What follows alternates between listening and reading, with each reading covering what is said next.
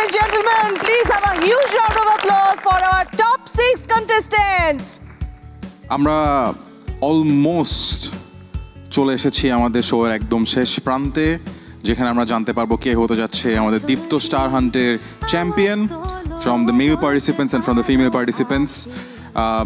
But তার আগে আমার আসলে আজকে মনে হয় যে অডিয়েন্সে যারা ছিল, যারা মোস্টলি আমাদের আজকে টপ 6-এর বা টপ 10-এর ফ্যামিলি মেম্বার্স, ফ্রেন্ডস, সাপোর্টার্স, তাদের সাথে আমাদের একটু দূরত্ব থেকে গেছে না, মানে কেমন জানি।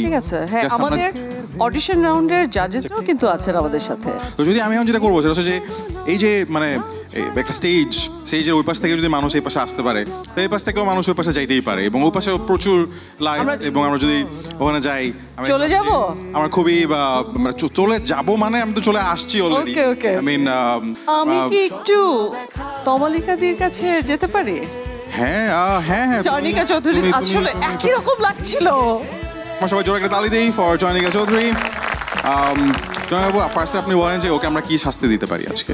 শাস্তি হবে না, কোনো শাস্তি হবে না, দুই বোনতে মিল লাগতেই পারে। চয়নিকা আপু, তোমার কেমন লেগেছে আমাদের পার্টিসিপেন্ট দেখে এবং তাদের জার্নিটা এবং being a part of the show? আমার আসলে খুবই ভালো লেগেছে। আমি সব কিছুতে খুব তাড়াতাড়ি মুগ্ধ হয়ে যাই। আমি আসলে সব কিছু পজিটিভভাবে দেখি, আর আমার কাছে মনে হয়েছে দীপ্ত স্টার হান্ট এটা খুব সুন্দর একটা উদ্যোগ।